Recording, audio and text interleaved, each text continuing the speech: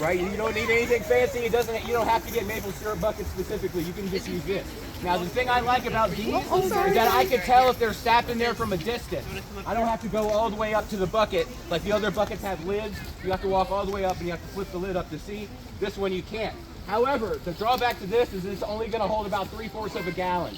So if you get a really good sap day, this is going to fill up pretty quick. And if you actually can see, you guys can't see on this side of the tree, but maybe afterwards, if you look right here, that's sap that came out from the previous one right there. Yeah, so essentially, you got your tree. Now this tree's big enough that I could probably put 2 buckets on it if I wanted to. I could probably put 3 if I really wanted to, but I never put more than 2 on a tree. And if I do double bucket a tree, I'm gonna put one on one side and put one on the opposite side. Now there's a lot of folklore involved in where to tap the tree. Some people will say tap the tree on the north side. Some people will say tap the tree on the south side.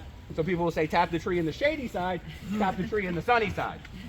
I've been doing this for 11 years. I can tell you, I cannot tell the difference in any of that stuff. So just pick a good spot. Now, if you have tapped the tree previously, as this, you guys can tell this tree's been tapped a bunch, I'm gonna try to go at least 6 inches from any previous tap hole that I had. I'm trying not to go above or below directly. Once again, what we're trying to do is just capture this little vein of sap as it goes up to the top of the tree to bud the tree. Usually at about waist high for me, which is about 2 or 3 feet. And when you go into the tree, this is another pro tip. When you go into the tree, you're not going to go straight in, and you're not going to go like at a downward angle. You want to go at a slightly upward angle so that you get a downhill run on your spile, or you're tapping your tree so that it runs a little bit better. Now the trick is, you don't want to give it too much of an angle, because what will happen is when that sap bucket gets filled with sap, it's going to pull it right out of the tree. Now how do you guys think I know that? Right? Pro tip. So you don't want to do that. So you want to give just a little bit of an uptick. And once again, we're not going in the whole drill bit. We're only going in about 2.5 inches into the sapwood of the tree. If you go into the heartwood of the tree, you can hurt the tree. So you don't want to do that. You only want to go into the sapwood. That's all you're trying to collect. And once again, if you do over tap, you can hurt the tree. But as long as you follow those general rules, you're good. Now, the other pro tip, once you get your hole in and you're good, now you're going to tap in your spile with your hammer. And if you guys look, you can tell, is this a very big hammer?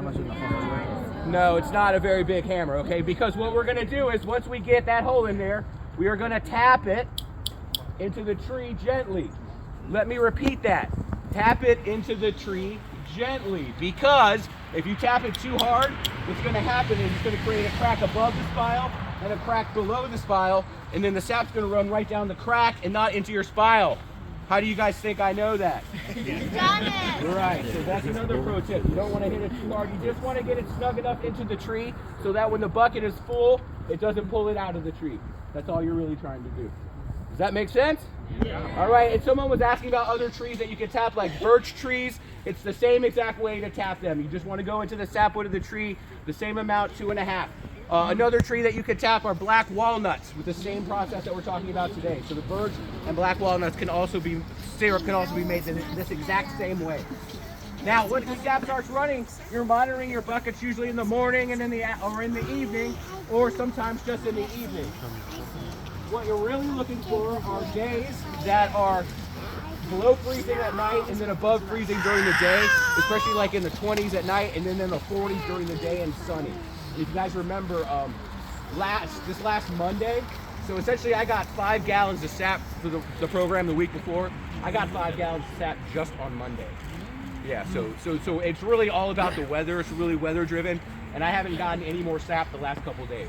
So it's once the sap starts running, it doesn't necessarily run every day, and some days it'll run good, and some days it might not run at all. It really is 100% weather driven. That's why it's kind of it's an interesting process. All right, so let's head back over here. We'll talk more